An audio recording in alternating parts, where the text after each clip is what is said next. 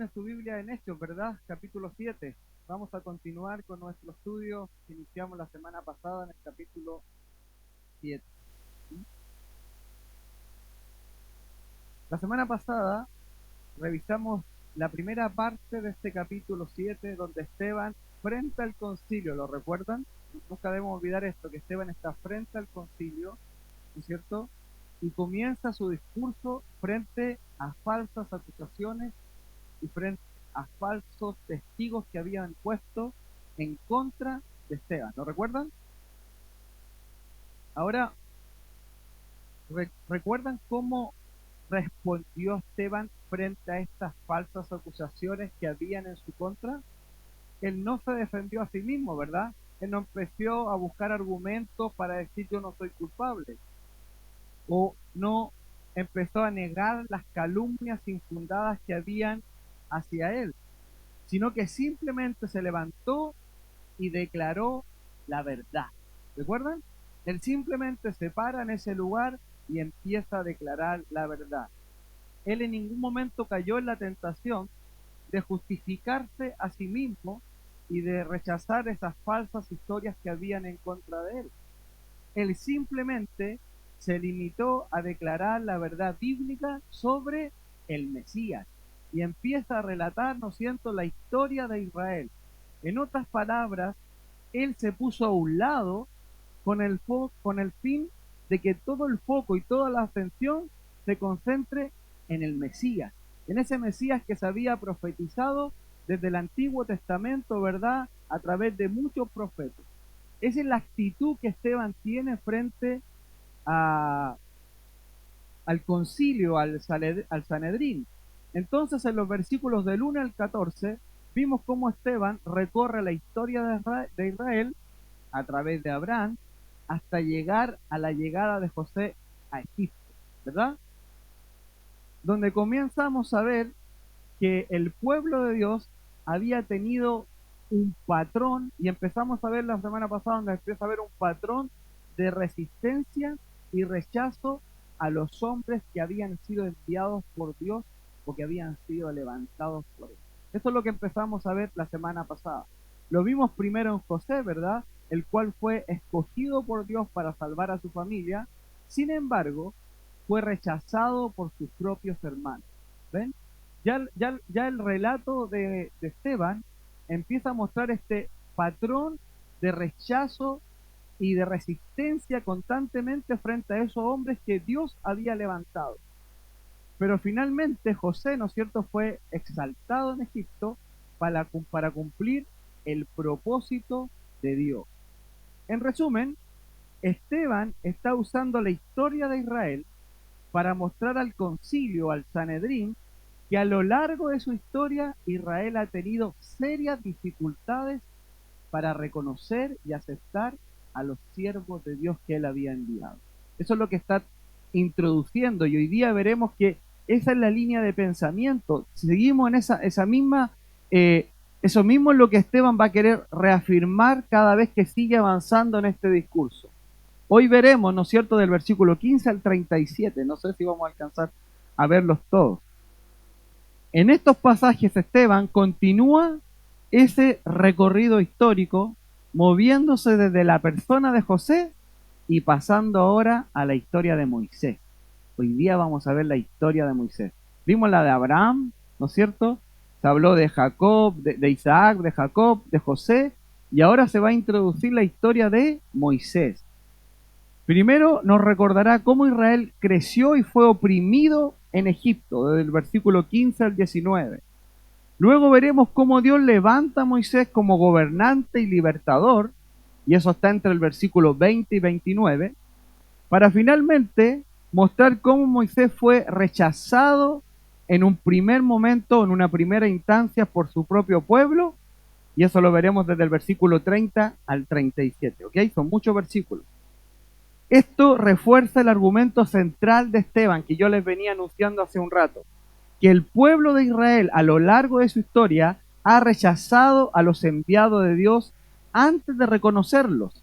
Y eso mismo está ocurriendo con Jesús. Recuerden que es de Esteban contando esta historia, no estamos en el Antiguo, es de Esteban frente al concilio, recordándole que el pueblo, o en realidad directamente el liderazgo judío constantemente venía rechazando a estas personas que Dios había levantado y lo empieza a conectar constantemente con Jesús. Así que vamos a orar para que iniciemos, ¿le parece? No vamos a leer hoy día todos los versículos, que mucho vamos a tratar de arrancar desde el inicio. Bueno, Padre, sabemos que tu palabra enseña que tu palabra es como semilla. Te pedimos, Señor, esta mañana que esa semilla pueda caer en nuestros corazones y que tu Santo Espíritu pueda hacer florecer nuestra vida. Florecer nuestra vida personal, florecer nuestra vida como iglesia y como congregación. Entonces, Señor, queremos escucharte, tenemos hambre de ti. Produce los cambios necesarios en nuestra vida. Haznos florecer. En el nombre de Jesús. Amén. Muy bien. Versículo 15 y 16, ¿ok? Así descendió Jacob a Egipto, donde murió él y también nuestros padres, los cuales fueron trasladados a Siquem y puestos en el sepulcro que a precio de dinero compró Abraham de los hijos de Amor en Siquem. Esteban está presentando la historia de Israel, ¿verdad? Como una historia que está en constante movimiento. El pueblo se está trasladando constantemente, no está fijo en un lugar. O sea, el pueblo, Esteban está mostrando que la historia de este pueblo está en un constante tránsito. Ellos no dependían de un lugar geográfico o sagrado, ¿no es cierto?, como el templo. Recuerden que lo habían acusado a Esteban de que hablaba contra el templo.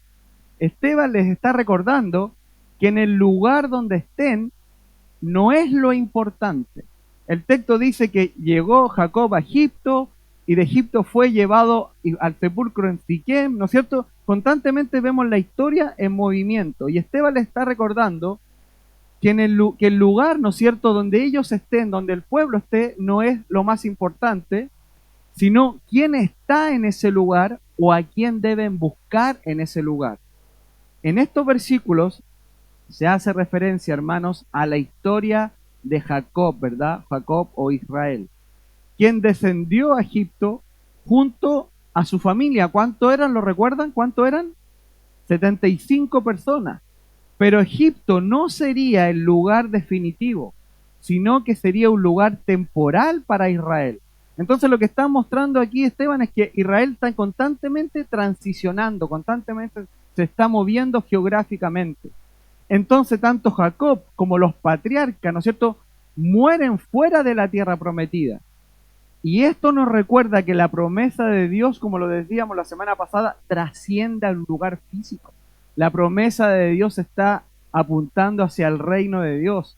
Ahora debemos hacernos dos preguntas. Y la primera es, ¿de qué tipo es Egipto? ¿De qué tipo es Egipto? Del mundo. Egipto es un tipo del mundo. ¿Lo sabían? Clásicamente, Egipto, cuando usted estudia la Biblia, es una representación simbólica del mundo. Y tanto Jacob como los patriarcas descendieron a Egipto, dice el texto. ¿Sí? ¿Están poniendo atención? Dice que ambos, la familia de Jacob y Jacob, descendieron a Egipto. Entonces la segunda pregunta que debemos hacernos es, ¿por qué Jacob desciende a Egipto? Y no solo él, sino que toda su familia. ¿No se suponía que debían ir tras la tierra prometida y quedarse en ese lugar? ¿Esa no era la promesa de Dios? ¿Por qué hoy día ellos descienden a Egipto?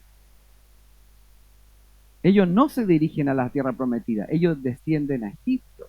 Ellos descienden a Egipto, Jacob y sus hijos.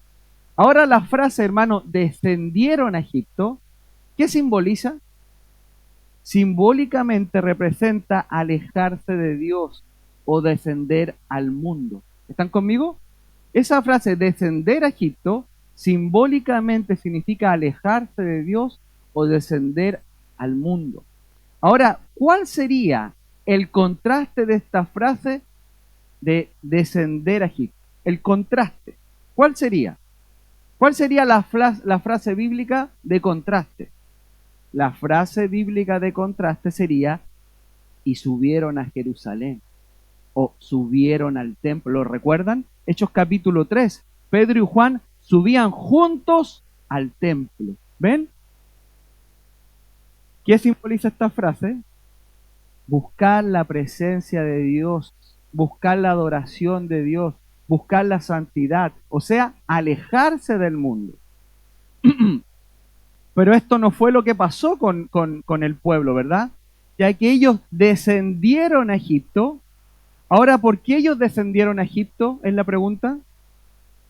Por consecuencia del pecado. Recuerda, lo vimos la semana pasada.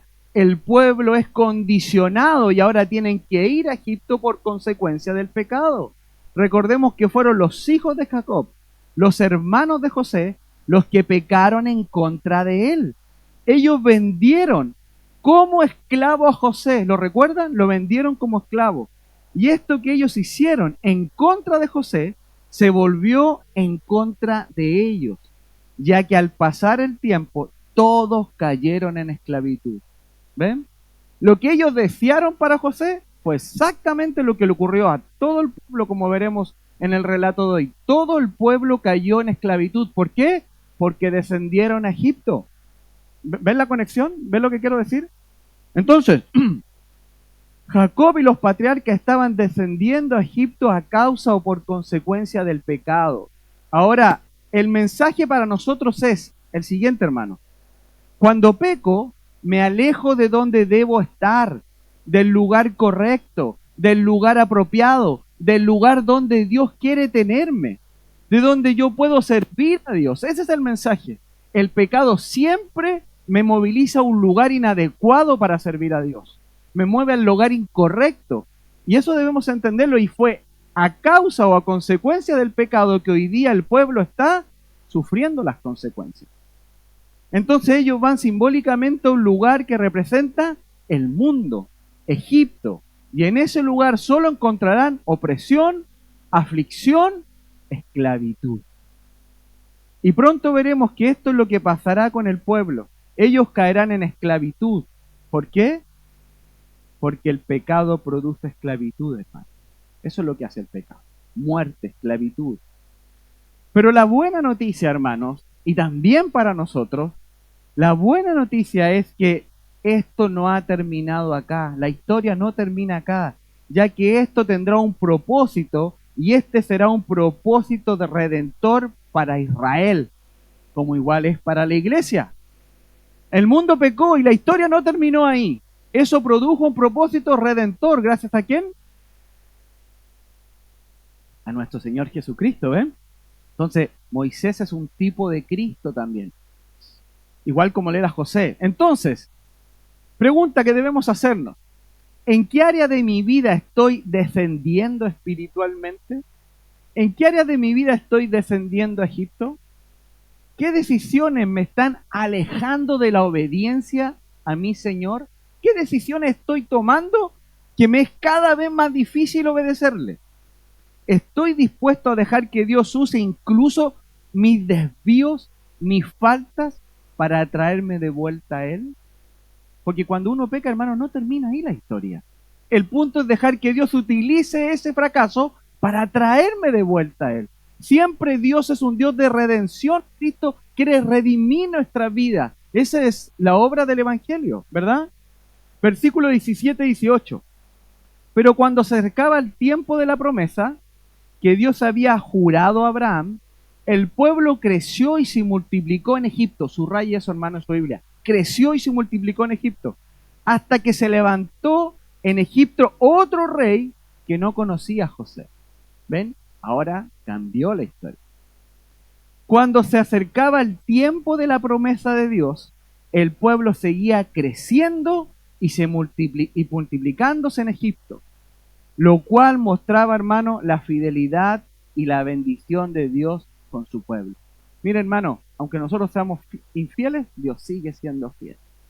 Dios sigue siendo fiel. Y esto está mostrando acá este relato. Esteban está usando una frase, ¿no es cierto? O un texto de Éxodo capítulo 1, versículo 7, en el cual Esteban dice aquí que creció y se multiplicó en Egipto, pero escuchen cómo lo dice en Éxodo. Vean lo sobrenatural de esto. Dice, y los hijos de Israel fructificaban, se multiplicaron, fueron aumentados y fortalecidos en extremo, y se llenó de ellos la tierra de Israel. ¡Wow! ¿Ven? La mano de Dios.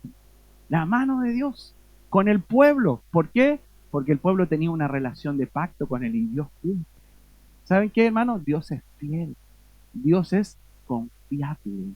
¿Escuchó? Dios es confiable. Esto solo demuestra, ¿no es cierto?, que la mano de Dios estaba sobre Israel. ¿Por qué digo esto? Porque Dios es fiel, es confiable y Él cumple sus promesas. Escuche de nuevo el verso. Por cuanto se acercó el tiempo de la promesa. ¿Escuchó? Se acercó el tiempo de la promesa que Dios había jurado a Abraham. Coma, el pueblo creció y se multiplicaba en Egipto. ¿Ven? Entonces, mientras el plan de Dios seguía su curso, ¿no es cierto?, la opresión de los egipcios en contra de los hebreos comenzó a crecer y a crecer y a crecer por manos de un nuevo rey que no conocía a José. Entonces, el cambio de liderazgo en Egipto trajo ignorancia de quién era Dios, el Dios de José, y esto lo llevó a la opresión. Este cambio de liderazgo trajo un desconocimiento de quién era José y el Dios de José. Y acá hay algo que debemos reflexionar, hermanos. Cuando la memoria de las obras de Dios se pierden, las personas se vuelven vulnerables y se vuelven injustas. Son vulnerables ante la injusticia. Por esto es vital, es de suprema importancia, hermano, que nosotros debemos ser la generación que transmite la fe a la siguiente generación. Pues la pregunta es, ¿por qué Faraón no conocía todos los milagros, toda la mano poderosa de Dios a través de José? ¿Por qué no lo conocía? Porque el pueblo se olvidó de Dios. Porque el pueblo no se encargó de transmitir generación tras generación lo que Dios había hecho a través de José. Hermano, todos nosotros tenemos la responsabilidad de transmitir nuestra fe, el evangelio a las siguientes generaciones. Eso es responsabilidad suya y mía, no de otra generación. La generación del hermano segundo, ¿no es cierto?, lo transmitió a sus hijos, y sus hijos a sus hijos. Y así, tenemos la responsabilidad de hacer eso. Pero algo aquí parece que no concuerda, algo aquí pasó. Porque el texto dice que, ¿qué dice?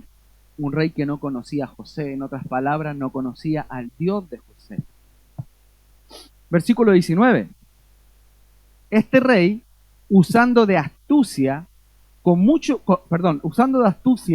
nuestro pueblo, maltrató a nuestros padres a fin de que expusiesen a la muerte a sus niños, para que no se propagase, o sea, para que el pueblo no siguiera creciendo.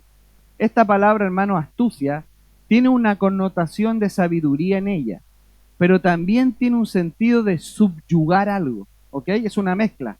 Sabiduría para subyugar. Entonces, este nuevo rey actuó sabiamente, pero de manera deshonesta. Eso es lo que quiere decir el texto. Algunas Biblias lo traducen como malicia, ¿ok? O como decía el hermano Zanón, con artimañas, decía la Biblia de Zanón.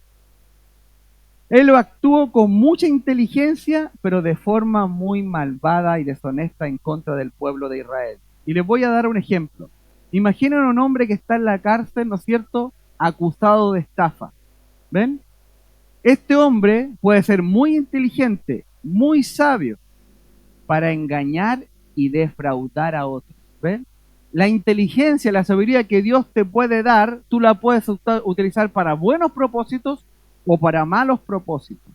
Esa inteligencia, ¿no es cierto?, que puede tener esa persona que estafa, que defrauda, ¿no es cierto?, esa es una inteligencia, una sabiduría usada para propósitos malignos y oscuros. Y eso es un poco lo que quiere dar a entender el texto. Este rey usando de astucia, esta sabiduría e inteligencia, pero para algo malévolo.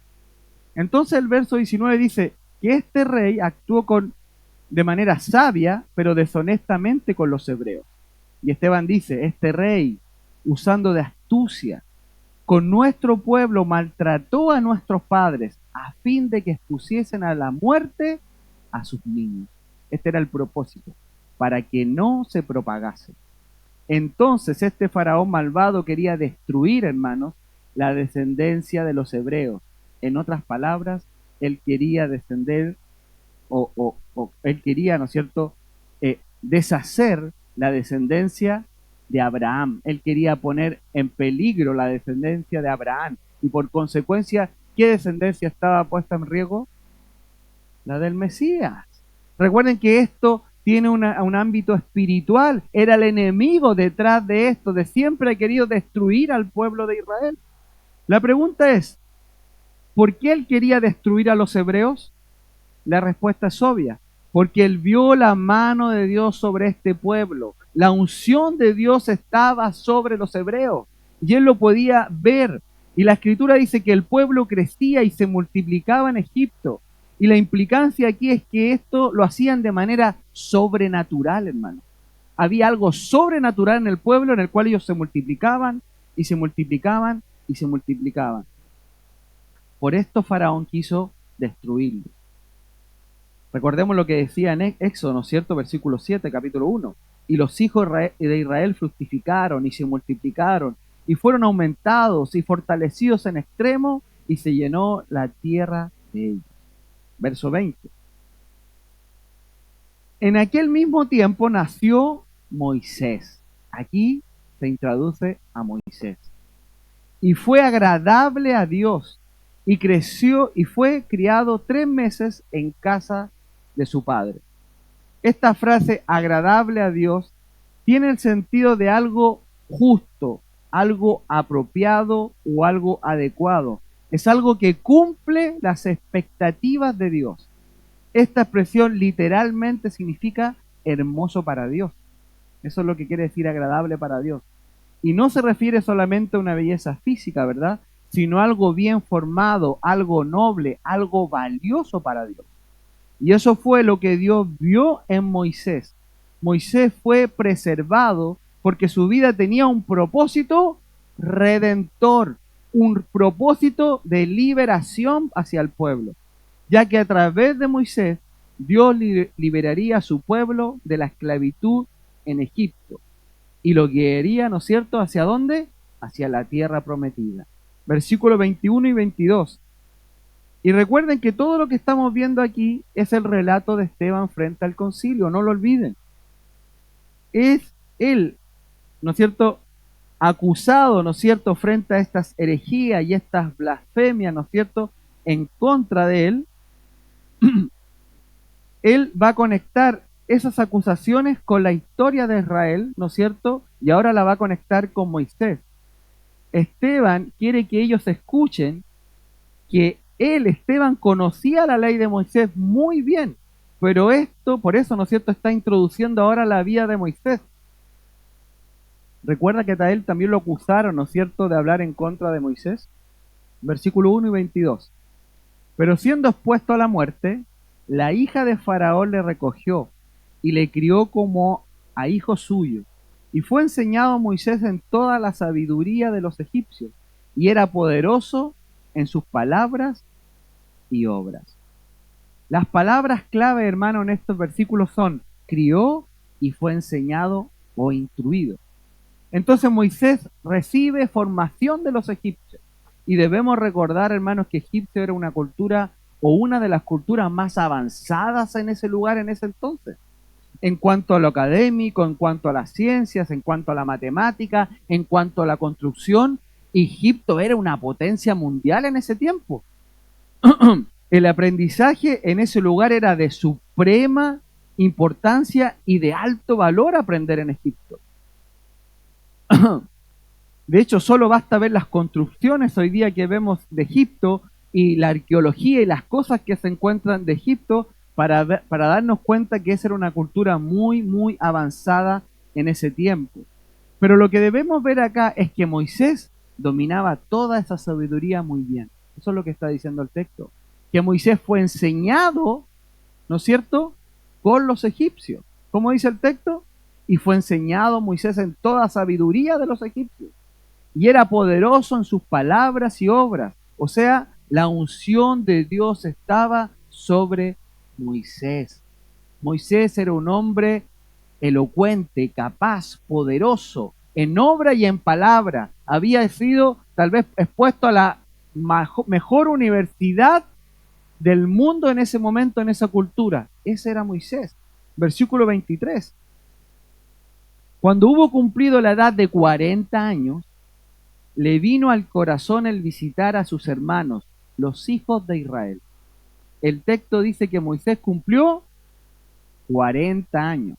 Y debemos recordar que el número 40 en la Biblia, hermano, nos habla de un periodo de transición, un periodo de cambio. Por lo tanto, cuando leemos el número de 40 en la Biblia, debemos esperar que algo diferente va a ocurrir. ¿Ok? Cuando usted lee el número 40, que esta quiere transmitir algo, transición, cambio, algo va a ocurrir. El número 40 nos avecina, ¿no es cierto?, un periodo de cambios, un periodo de transición. Y eso era justamente lo que va a ocurrir en la vida de Moisés. Él se dirigirá ahora en otra dirección. Él llevaba 40 años, ¿dónde? Viviendo en Egipto. Y a sus 40 años se va a producir un cambio, una transición. Ahora la frase aquí dice, vino al corazón el visitar a sus hermanos, tiene el sentido de que Moisés sintió la carga por su pueblo como una inquietud en su mente. Esa le vino al corazón fue que le vino a su mente el pueblo. O sea, vino a la mente el visitar a sus hermanos. Eso es lo que quiere decir aquí cuando dice le vino al corazón. Versículo 24 y 25. Y al ver a uno que era maltratado, dice, y al ver a uno que era maltratado, lo defendió e hiriendo al egipcio, vengó al oprimido. Pero él pensaba que sus hermanos comprendían que Dios les daría libertad por mano suya, mas ellos no lo habían entendido así. Versículo 24 dice, vemos que en el versículo 24, el celo de Moisés por el pueblo, el celo justo de Moisés por el pueblo. Moisés criado con los egipcios, al ver la injusticia en contra de su pueblo, actuó para defender al oprimido, dice. Algo ocurrió en el corazón, ¿no es cierto?, de Moisés, que al ver esta situación, dice, él se movió, él actuó para defender al oprimido. Esto revela que en el corazón de Moisés ya ardía un llamado de Dios para liberar a Israel. ¿Ven lo que dice la segunda parte del versículo 25? Pero él pensaba que sus hermanos comprendían que Dios le daría libertad por mano suya. Eso es lo que ya estaba en la mente y en el corazón de Moisés, que el pueblo entendía que él había sido puesto y preservado en ese lugar para traer liberación a Israel de la esclavitud. Sin embargo, su método, ¿no es cierto?, el matar al egipcio, no era el cambio de Dios. Él actuó tal vez con una pasión desenfrenada, pero sí la dirección de Dios. Pero algo ya estaba ocurriendo en el corazón de Moisés. Él tenía un celo, ¿no es cierto?, por su pueblo. Ahora en el versículo 25 vemos que la percepción, verdad, errónea que tal vez tenía Moisés en este proceso. Recuerden que Moisés está siendo llamado y Dios va a empezar a tratar con la vida de Moisés. Moisés poco a poco va a empezar a ir madurando a través del trabajo que Dios hará en él. Moisés creía que sus hermanos entendían su llamado y misión, pero ellos no lo habían entendido así. Esto muestra que el llamado de Dios a veces es invisible para los demás, hasta que el mismo Señor confirma a esa persona. Moisés pensó que todas las personas o todo el pueblo de Israel comprendían que él había sido llamado para eso, pero la verdad es que eso no fue así. Debemos entender que el reconocimiento humano, hermano, no valida el llamado que Dios hace hacia una persona. El punto es que ese llamado lo tiene que confirmar Dios. Y tal vez lo que ocurrió aquí con Moisés, a pesar de que tenía una actitud correcta y una inclinación correcta a entender de que Dios lo había llamado para eso, pero el que lo tenía que posicionar y confirmar era Dios mismo. También podemos ver acá que el tiempo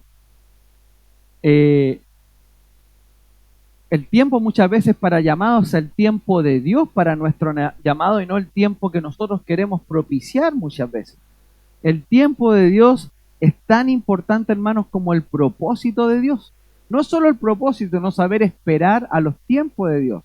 Hacer la obra de Dios con nuestras propias fuerzas puede terminar muchas veces mal.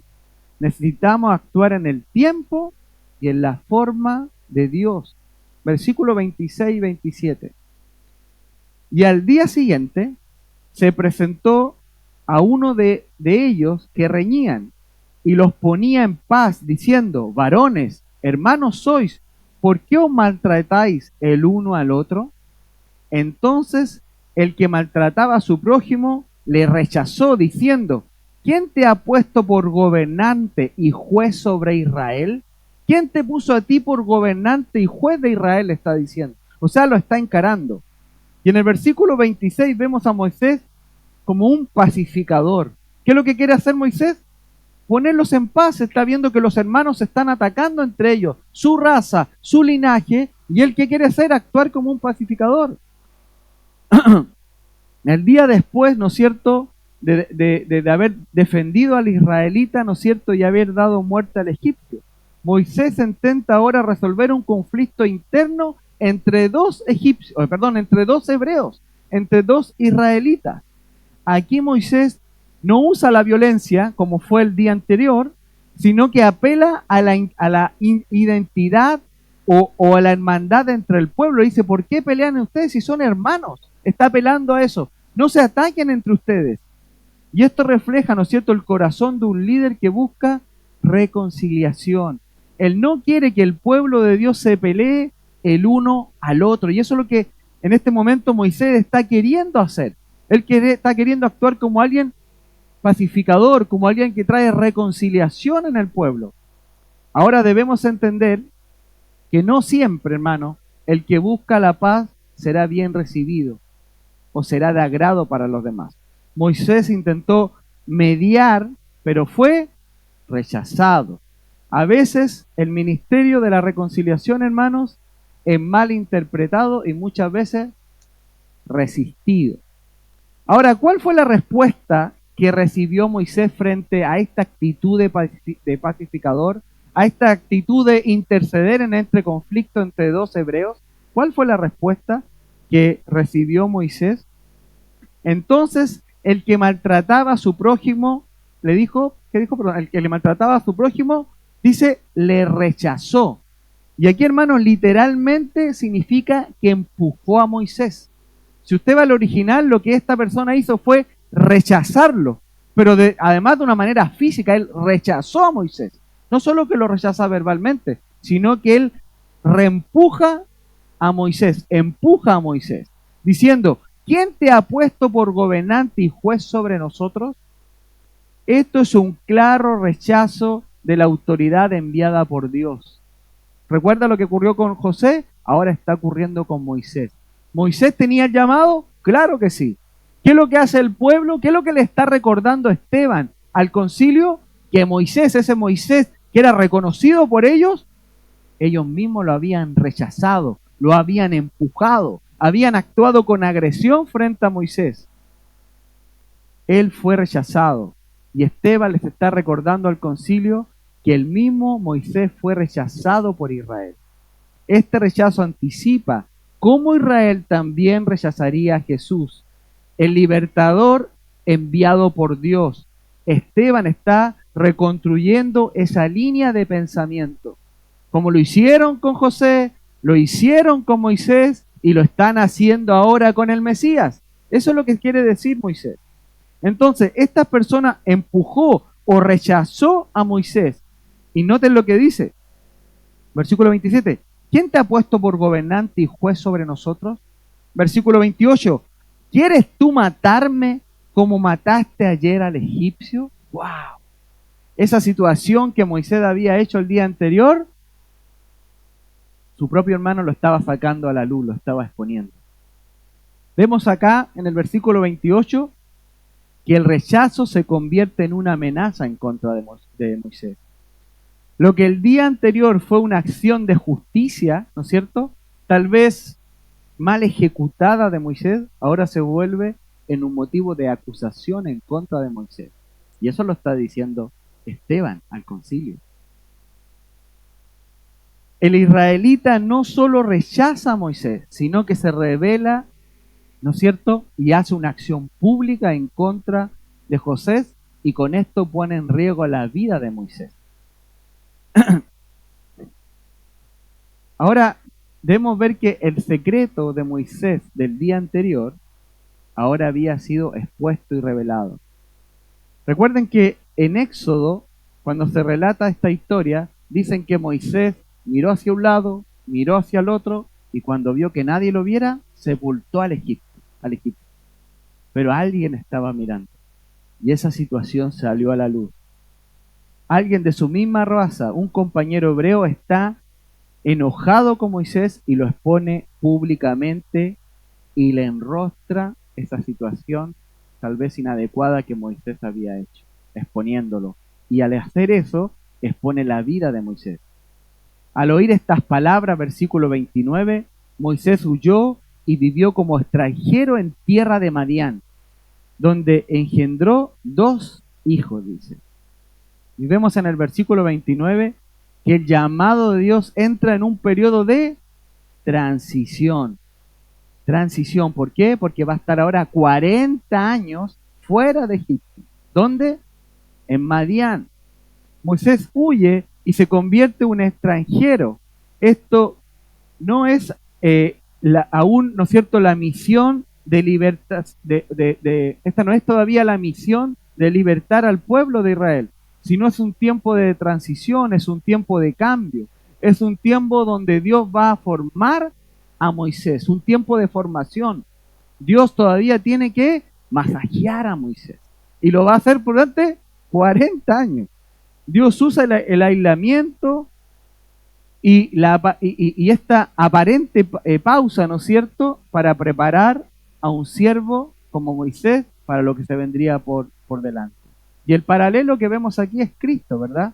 Así como Moisés fue rechazado en su primera intervención, también Jesús fue rechazado en su primera venida. Pero el plan de Dios no se detiene con el primer rechazo, este rechazo inicial. Más bien se redirige hacia un momento perfecto que ocurrirá más adelante. Versículo 30. Pasado 40 años, ¿ven? Transición. O sea, ahora Moisés ya tiene ¿cuánto? 80 años. ¿Qué debe venir a nuestra mente cuando leemos 40 años? Que un cambio está por ocurrir, un proceso de transición. Ahora algo nuevamente va a ocurrir en la vida de Moisés.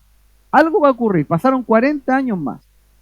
No es simplemente que pasó el tiempo de 40 años, sino que ese tiempo estaba destinado por Dios para completar una transformación en la vida de Moisés. Leamos nuevamente verso 30. Pasados 40 años, un ángel se le apareció en el cielo del monte Sinaí, en la llama de fuego de una zarza, dice. Ahora vemos que la iniciativa la toma Dios. ¿Quién toma la iniciativa? Dios sale al encuentro de Moisés. Moisés no fue al Sinaí para buscar un encuentro con Dios. Él estaba ahí cuidando ovejas. Fue Dios quien interrumpe la rutina de Moisés para ya hacer un llamado, para ahora encomendarlo a esta misión para la cual Moisés había sido cuidado desde que nació. Recuerden que Moisés fue puesto, ¿no es cierto?, en una canasta. Nosotros le decimos canasta, pero en realidad la palabra en el original es arca. Moisés fue puesto en un arca y para que no le quitaran la vida, fue escondido ahí durante 3 meses por sus padres, porque se estaban matando a los niños, y lo ponen ahí de manera deliberada para que la hija de Faraón lo encuentre y preserve su vida. Entonces, Moisés desde muy pequeño empezó el Señor a trabajar de un proyecto hacia Moisés, algo que él tenía que hacer con Moisés. Y ahora es el momento del llamado. Pasaron ya 80 años. Leamos nuevamente, pasaron 40 años. un ángel se le apareció en el desierto del monte Sinaí, en la llama de fuego de una zarza. Versículo 31. Entonces Moisés, mirando, dice, se maravilló de la visión y acercándose para observar, vino a él la voz del Señor. ¿Escuchó? Entonces Moisés mirando, se maravilló de la visión y acercándose para observar, vino a él la voz del Señor. Esta palabra, donde dice entonces Moisés mirando o viendo Moisés, ¿no es cierto? Tiene el sentido de que Moisés miró para percibir la palabra en el original. No es solo que él miró y así, él tenía una mirada aguda con el fin de poder percibir profundamente lo que estaba pasando. No es simplemente que él dio una ojeada, no es que él simplemente miró así, de manera desprevenida o sin intención. Moisés miró de una manera intencional, con una manera de percibir con el entendimiento. O sea, Moisés observó profundamente para percibir la visión en su mente, lo que él estaba, esa palabra que dice ahí mirar estaba conectado en el original con la mente. Él estaba mirando con una intención de poder entender en su mente lo que él estaba viendo. O sea, él lo quería ver en su mente. Esto lleva a Moisés, al mirar, lo lleva a otra cosa. ¿Qué dice? A acercarse para observar. ¿Ves? No solo se quedó, él primero mira con atención, trae eso a su mente y no se queda ahí, sino que él ahora se acerca más. ¿Para qué? Para observar. Cuando uno se acerca a algo, ¿para qué? Para ver mejor, porque es algo interesante, es algo que te produce interés. Y observar en el original tiene que ver con fijar el pensamiento con el objetivo de percibir claramente. Fijar el pensamiento con el objetivo de percibir claramente. La idea es comprender plenamente o considerar con atención eso que se está viendo. También puede entenderse como mirar con atención para comprender.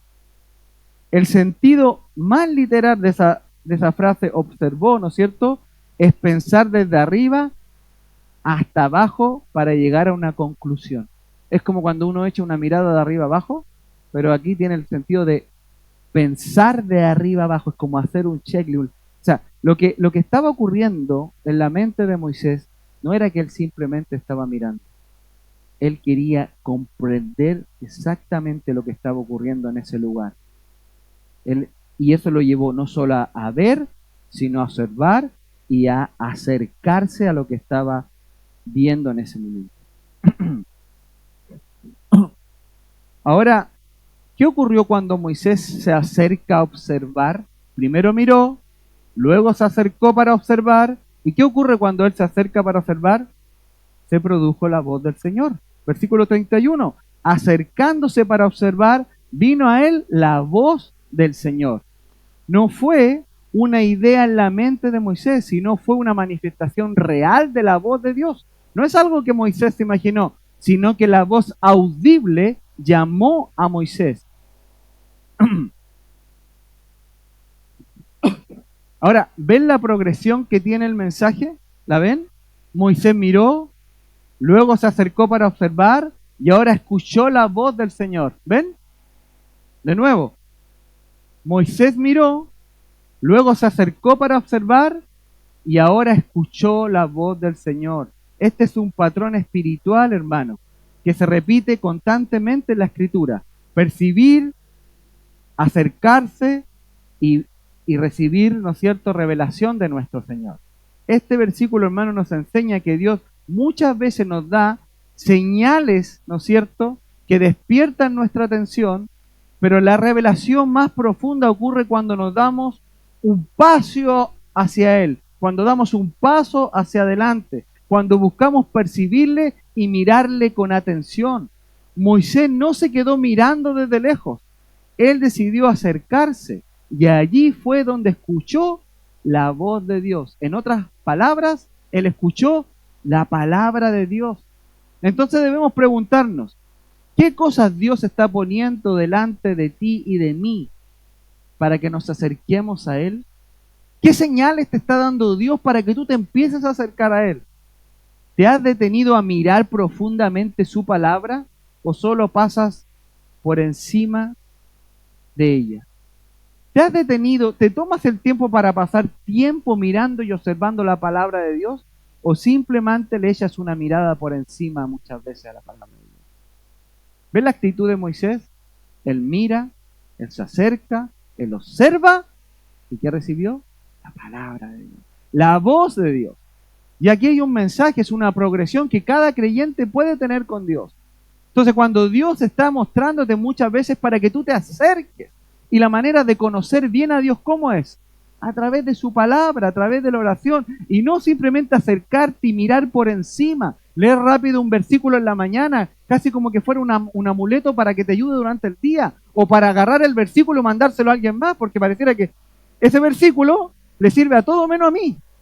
No, Moisés se acerca profundamente, detalladamente a hacer un inventario de lo que estaba viendo en ese momento. Y escuchó la voz de Dios. Entonces, ¿te has detenido a mirar profundamente su palabra o solo pasas una mirada por encima? Versos 32 y 33. 32 y 33. Dice, yo soy el Dios de tus padres, dice, el Dios de Abraham, el Dios de Isaac y el Dios de Jacob. Y Moisés, temblando, no se atrevía a mirar. El verso 33 dice, y le dijo el Señor, quítate el calzado de tus pies, porque el lugar en que estás es tierra santa. Vemos en este pasaje que Dios se presenta como un Dios de pacto, hermanos. Como alguien que es fiel a sus promesas a través de las generaciones. Fíjense lo que dice. Cada vez que vemos en la Biblia una referencia al Dios de Abraham, al Dios de Isaac y al Dios de Jacob, es una referencia a la fidelidad de Dios. Se está presentando como un Dios de pacto. Lo que debe venir a nuestra mente es que las promesas de Dios se cumplen. Ellos fueron hombres fieles porque vivían motivados para actuar de una manera que les permitiera recibir las promesas de Dios a Abraham, Isaac y Jacob.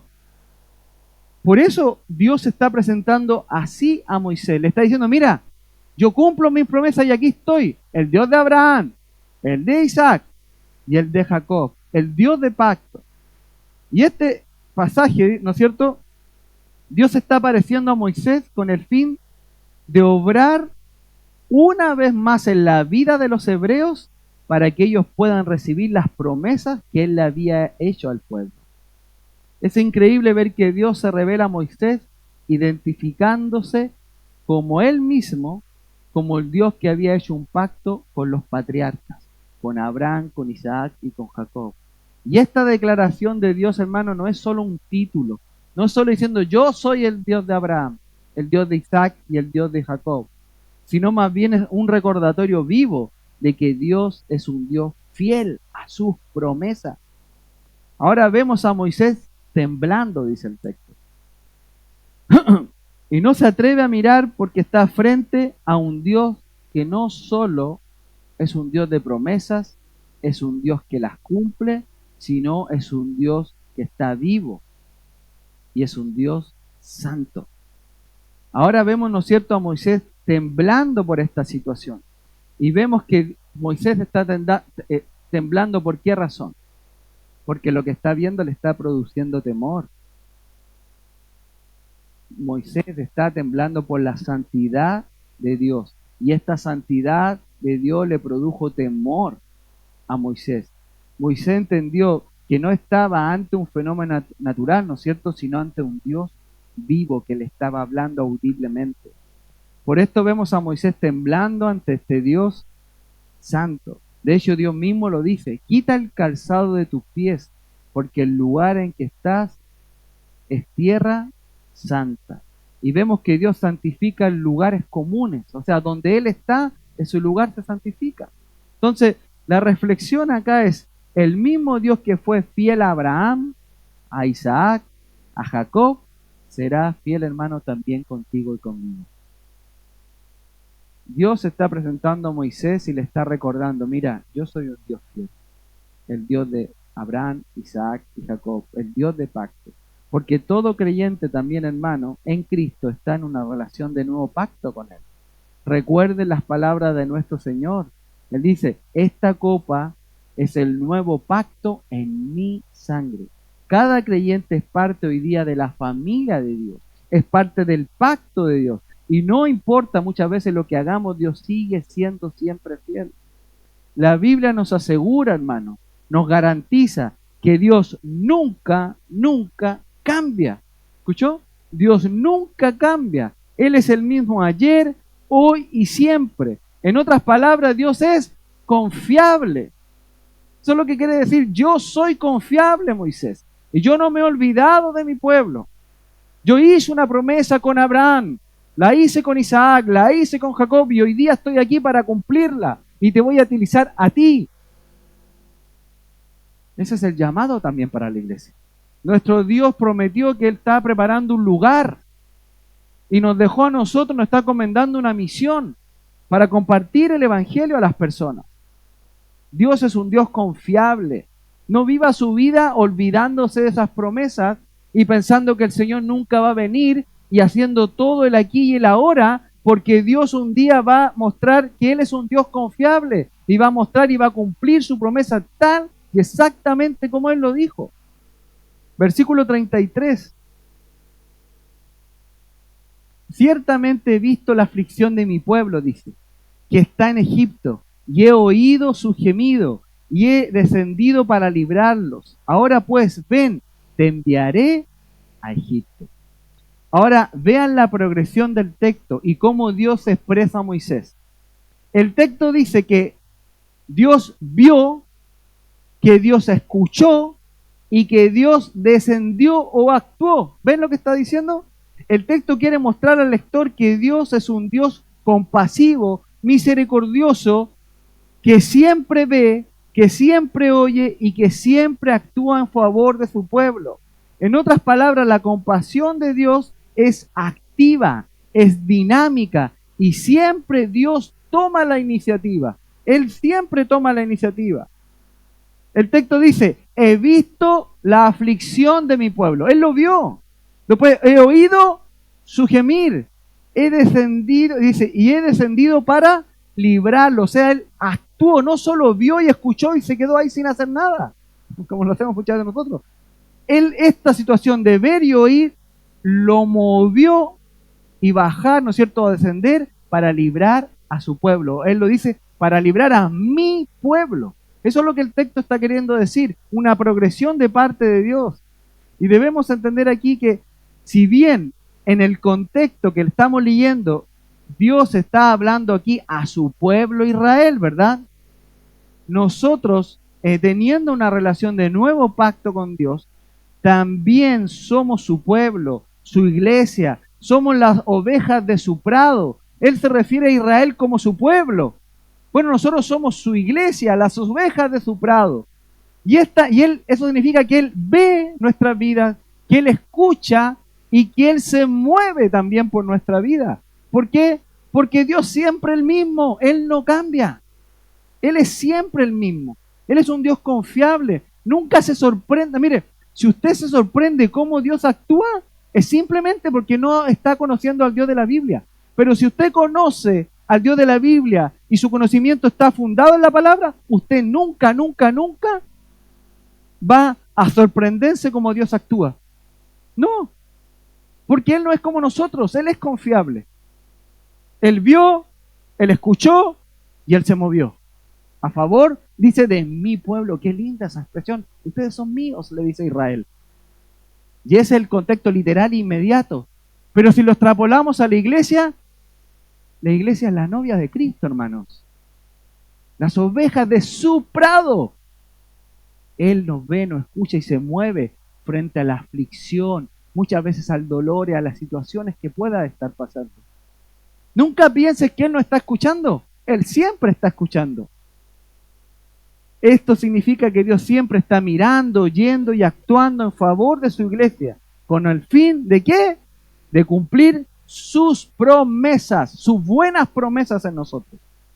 Además, este pasaje nos recuerda de que Dios es un Dios de pacto, que siempre cumple todo lo que Él dice. La maldad de los hermanos de José, de estos 10 hermanos, porque Benjamín no estaba, ¿no es cierto? De estos 10 hermanos de José, todo ese pecado que ellos hicieron en contra de él, terminó llevando al pueblo al exilio. ¿A dónde? A Egipto. Y todo el pueblo sufrió por ese pecado. Sin embargo, debemos recordar que eso no acabó con el plan de Dios, con las promesas de pacto que Dios había hecho a Abraham, Isaac y Jacob. Dios sostuvo su pacto, sus promesas, y a pesar de la infidelidad del pueblo, Dios siguió siendo fiel. Versículo 35, estamos terminando. Nos van a quedar 2 versículos. A este Moisés, a quien había rechazado, diciendo, ¿quién te ha puesto por gobernarte y juez? A este lo envió Dios como gobernante y libertador por mano del ángel que se le apareció en la zarza.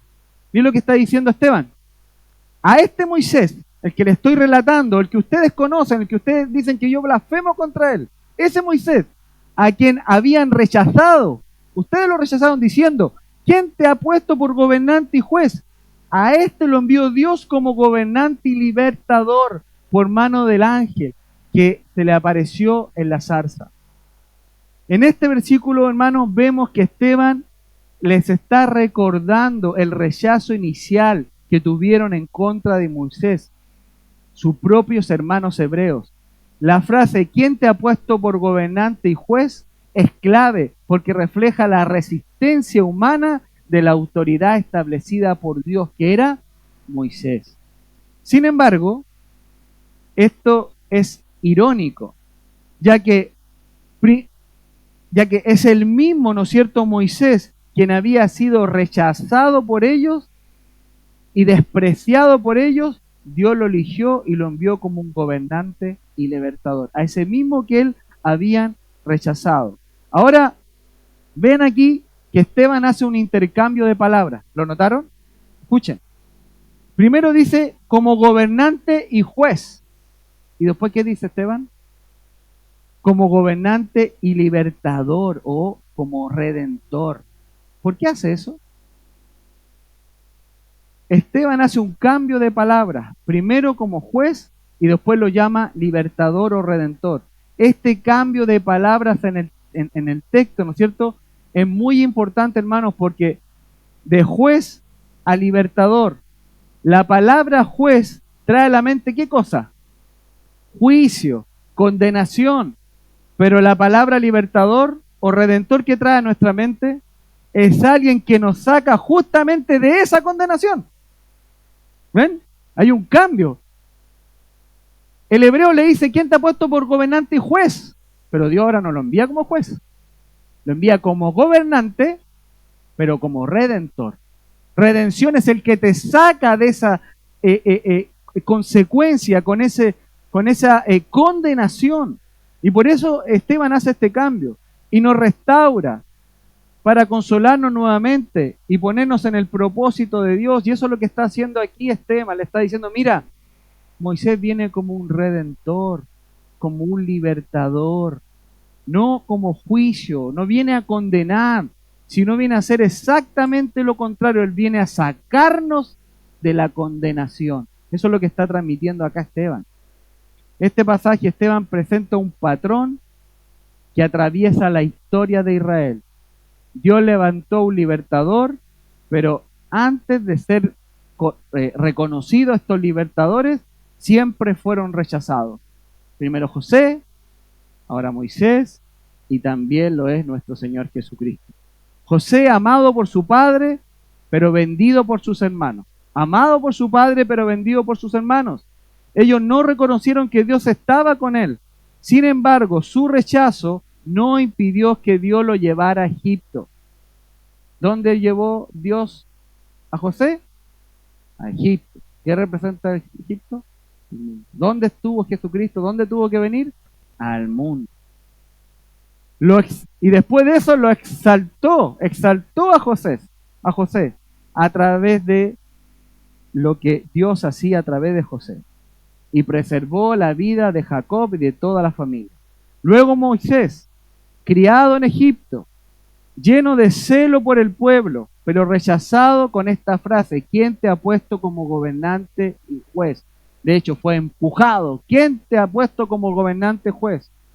Moisés huyó a Madián, pero 40 años después, Dios mismo lo llama desde la zarza ardiente y lo envía ahora como gobernante y como libertador. No vamos a parar aquí. Los otros dos versículos lo vemos la siguiente semana. ¿Ok? Ahora, para terminar, hermanos, hay claramente lo que está enseñando Esteban, un hilo conductor muy claro. El hombre rechaza al enviado de Dios. Siempre ha sido así. Dios, en su soberanía, los confirma y los usa para cumplir sus planes. El rechazo inicial se convierte en parte de la historia redentora. Siempre ha sido así. Esteban quiere que su audiencia vea que este patrón no terminó con José ni con Moisés, sino que se ha extendido hasta el tiempo donde está Esteban. Ese rechazo se había extendido al propio Mesías, a Jesucristo, a nuestro Señor, que estaba siendo en ese momento rechazado por el Sanedrín. El que había sido profetizado, el Mesías esperado por todos los profetas, seguía siendo rechazado por su propio pueblo. Pero sabemos que será exaltado por Dios, o fue exaltado por Dios para salvación del mundo. Oramos, hermanos. Amado Señor, gracias te damos por tu palabra. Gracias te damos, Señor, por la vida de Esteban, Señor. Gracias, Señor, porque nos enseña cómo debemos vivir la vida, Señor. A veces vivimos la vida siempre desde atrás, pero Esteban va hacia adelante. A Esteban no le importa la consecuencia de hablar la verdad, de decir lo que tiene que decir y del llamado que Dios había puesto en su vida. Ayúdanos, Señor, a esta iglesia, a cada uno de mis hermanos, a mí de manera personal, a vivir, Señor, dando testimonio de lo que tú has hecho en nuestra vida. Ayúdanos a compartir la obra de Cristo a las personas, Señor. Ayúdanos a que las consecuencias al rechazo no nos impidan hablar la verdad que tenemos que hablar, Señor. Ayúdanos, Señor, a llevar tu mensaje de redención, como lo hizo José, como lo hizo Moisés, como lo estaba haciendo Esteban, el mensaje de nuestro Señor Jesucristo al mundo. Oramos en el nombre de Jesús. Amén.